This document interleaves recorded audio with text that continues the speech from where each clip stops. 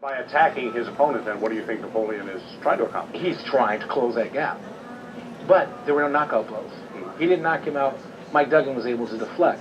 I mean, because you can look at Mike Duggan's record at the DMC from a jaundiced eye, or you can look at it from the eye of what we see. When you see that new heart hospital, you see what Mike Duggan has done. When you see that new entrance to Sinai Grace, you see what Mike Duggan has done. However, Mr. Napoleon says all his facts is got, and I'll have to look up all those facts. Now, I run the tweet just a second ago saying Napoleon has a background in public safety, Duggan with a background in restructuring big business. Is that fair to characterize those two guys in that direction? Because Duggan, after all, was a prosecutor. He has law enforcement background, and as Napoleon as a sheriff, certainly that's a large administration that he has, but he also has financial background. I mean, when he left the Detroit Police Department, he went to work for one of the largest real estate advisory firms. So Mr. Napoleon is no slouch. He's got the business background as well. And Mr. Duggan is no slouch when it comes to crime. His duty, when he was at prosecutor's office, he did a good job there. But they certainly seem to be pegged in those particular roles. That's right. Well, people love to put people in boxes in campaigns so they can understand. Oh, media love to do that. That's right. What they do. Yeah. You got to put them in a box. All right. So let's put the boxes over the winner and loser in this particular debate. Would you pick one as a winner and one as a loser? I would say that Mike Duggan held his own and held his lead. Okay.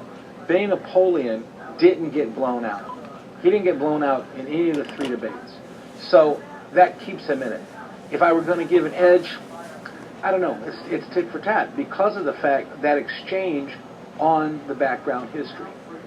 All right. I think Mr. Duggan stated his history well. And I think Mr. Napoleon stated his history well. But their plans lacked the big elephant in the room. The big winner is Kevin Orr. It really didn't. Mr. Duggan talked about him. I would say that Mike Duggan held his own and held his lead. Okay. Benny Napoleon didn't get blown out. He didn't get blown out in any of the three debates. So that keeps him in it. If I were going to give an edge, I don't know. It's tit for tat because of the fact that exchange on the background history. All right. I think Mr. Duggan stated his history well, and I think Mr. Napoleon stated his history well. But their plans lacked the big elephant in the room. The big winner is Kevin Orr. It really didn't. Mr. Duggan talked about him being involved in a bankruptcy before, not having to have training wheels. Well, he's not going to be involved in this. Okay, this train is rolling already, and so there you have that balance. It's who over the last week. It's who can convince their voters to come out. I think Mr. Duggan kept his people, kept them reassured. He kept his mantra going on. Mr. Napoleon attacked at that mantra.